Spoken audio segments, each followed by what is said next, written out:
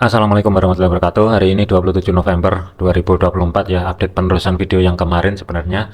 Rekomendasi broker ya, ada FBS, linknya ada di deskripsi. Cuman khusus untuk akun Zen itu harus menggunakan link yang ada di deskripsi ya, atau link referral. Soalnya yang akun Zen ini tidak akan ada atau tidak akan nampak kalau misalkan tidak menggunakan link referral ya, dan ini tidak juga muncul di aplikasi dan bisa dibuka hanya di website aja ya.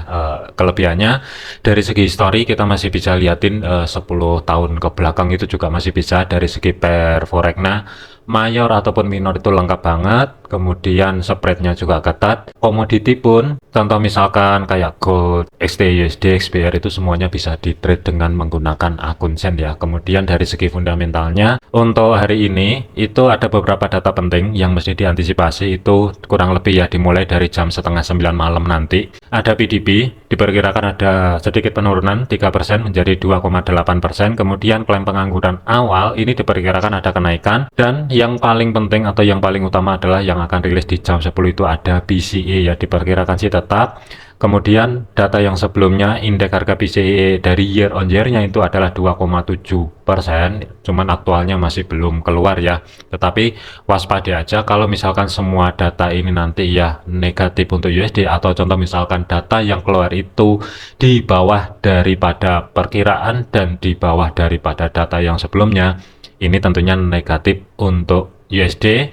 Indeks dolar bisa kedorong ke bawah dan gold itu bisa lari ke atas. Tetapi kalau misalkan surprise apalagi sangat positif, ini bisa kebalikannya ya, jadi indeks dolar menguat dan gold itu bisa turun secara signifikan. Tetapi kalau misalkan miss atau nggak jauh-jauh data yang keluar nanti, itu ya waspada aja, supaya ke atas bawah, dan endingnya itu kembali ke harga normal terlebih dahulu sebelum tren akan berlanjut ya. Kemudian dari segi teknikal ya, saya dahulukan untuk gold ya. Ini gold sengaja saya hapus untuk mapping yang kemarin, itu sengaja saya hapus. Ini saya flashback sedikit untuk monthly ya. Jadi untuk analisanya itu seperti apa. Jadi saya hanya menggunakan SRP aja ya. Ini temuan sendiri sebenarnya.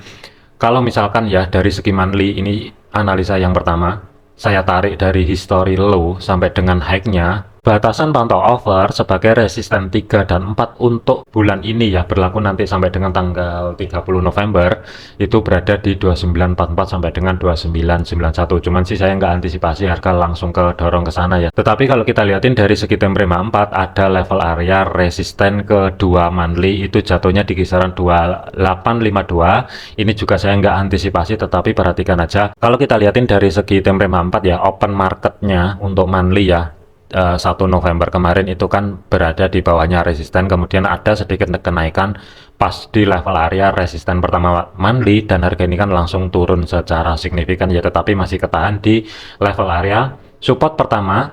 Kemudian harga balik ke atas, retest di zona tengah atau sebagai pivotnya, dan belum membuat konfirmasi batas atas pivotnya 2720, dan harga ini kan langsung ke banting ke bawah ya. Dan dia kurang lebihnya penurunannya itu pas di level area support kedua monthly 2543 ya, kurang lebih di sini.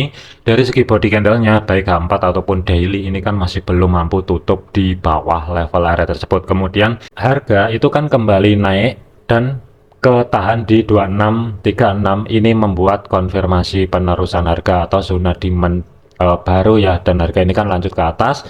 Tetapi kenaikannya kemarin di hari Senin itu kurang lebihnya pas di batas konfirmasi atas pivot 2721 pembulatan. Harga ini langsung ke reject secara signifikan, dan penurunan secara ekstrimnya itu juga ketahan di bawah support pertama ya, atau pas di level area sebagai history low bulan yang lalu.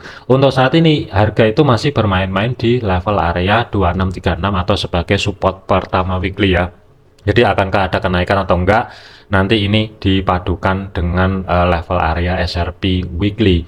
Tetapi khusus untuk monthly ini tetap waspada aja, mengingat ini masih berlaku sampai dengan nanti di tanggal 30. Kalaupun ada kenaikan lebih lanjut ya, kemungkinan maksimum kalau mau, tetapi 2760 kurang lebih ya, ini batas maksimum gambaran saya untuk bulan ini. Tetapi dia harus melewati atau membuat konfirmasi terlebih dahulu di 3 level area di sini. Jadi untuk menuju harga ke atas 2760-an itu dia masih ada batasan-batasan 3 ya, antara batas konfirmasi bawah pivot itu sendiri yang berada di 2697 dan kurang lebih ya 2720, karena di sini sudah ke reject untuk yang pertama kali break atau tidak break. Ini terus terang kemungkinan nggak akan langsung ke atas, tetapi koreksi baru lanjut ke atas ini juga bisa terjadi ya, tetapi waspadai aja kalau misalkan kehilangan level area 2605 untuk bulan ini. Waspadai, ada potensi gold itu masih ada peluang kembali ke bawah sedekat mungkin menuju level area 2543 ya. Kemudian masuk ke time frame weekly-nya. Kalau misalkan saya tarik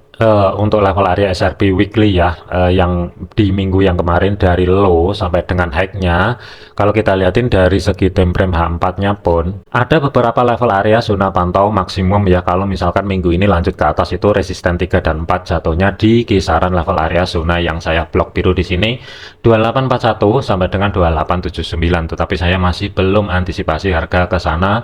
Tetapi ada dua level area menumpuk di antara 2759 sampai dengan 2767 ya. Ini ada level area monthly bertemu dengan punyanya weekly. Kemudian di area bawah ini juga ada beberapa level area yang mesti diantisipasi. Di zona tengah atau sebagai pivotnya di sini juga ada bertumpuk dengan punyanya weekly ya, 2692 pembulatan sampai dengan 2698 atau zona yang saya blok biru di sini.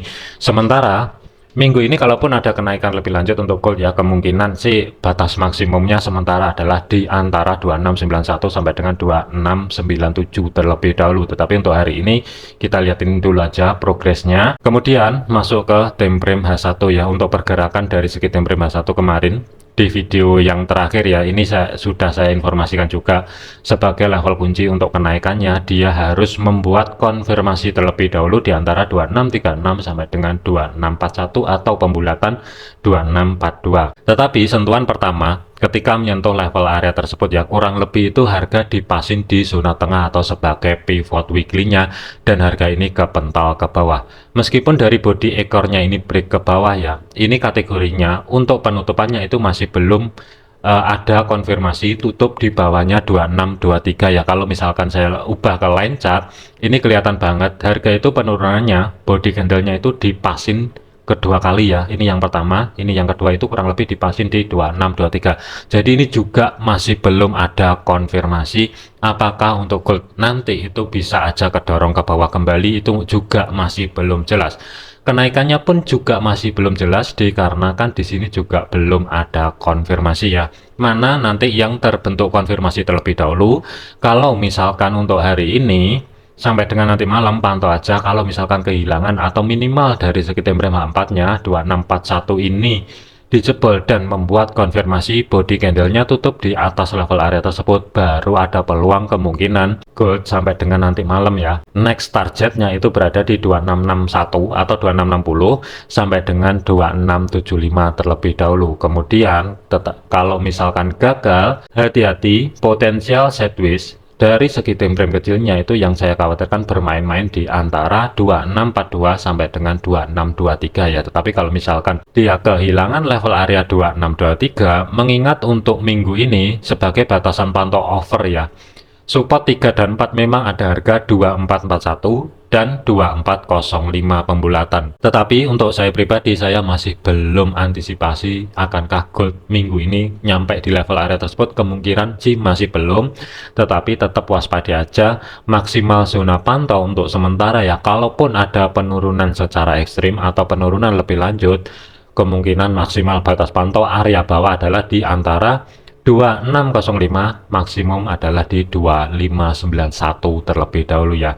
Cuman untuk planning untuk hari ini kalau kita lihatin dari segi time frame H1, mengingat ini masih sideways di antara 2641 sampai dengan 2643, pantau di antara dua level area tersebut ya. Kelihatannya ringnya ini kecil, tetapi kalau misalkan saya ukur potensial terjadinya sideways itu ruang geraknya itu hampir 200 pip ya. Ini sideways dari segi time frame kecilnya. Nanti kita tinggal tunggu aja, liatin aja mana yang terbentuk konfirmasi terlebih dahulu. Apakah mampu tutup di atasnya 2642 pembulatan minimal dari segi time frame 4-nya, atau dia ke reject sekali lagi, kedorong ke bawah membuat konfirmasi tutup body candle di bawahnya 2623 ya. Kalau misalkan itu terjadi, baru nanti ada peluang ataupun pergerakan tren yang sebenarnya. Kalau misalkan break atas, kemungkinan dia akan menuju 2661, maksimum adalah 2675. Tetapi kalau misalkan break ke bawah, ada dua zona yang mesti diantisipasi, 2605 sampai dengan 2591. Jadi sedikit hati-hati di antara 2636 sampai dengan 2641 ini, gambaran saya yang akan menjadikan penentu. Tetapi tetap hati-hati, misalkan dia sudah membentuk konfirmasi, kemungkinan juga nggak akan langsung lanjut ke atas. Waspadai setelah break koreksi dari segi template kecil, di sini juga ada zona demand, baru ada potensi upset kembali. Ini juga bisa terjadi ya. Kesimpulannya untuk hari ini, gold zona pantau batas atas ya 2675, 2660, hati-hati di antara dua level 2642, 2636. Kemudian kunci pergerakan bagian bawah 2623. Kalau misalkan lepas dari 2623, next targetnya berarti berada di 2605, maksimum 2691. Yang selanjutnya ya untuk indeks dolar, pergerakan untuk indeks dolar ini flat, masih belum jelas. Ini juga statusnya sideways, tapi penurunannya itu ketahan di batas konfirmasi bawah pivot. Ada potensi ini kembali ke bawah juga bisa, mengingat level area support di sini juga masih ditinggal.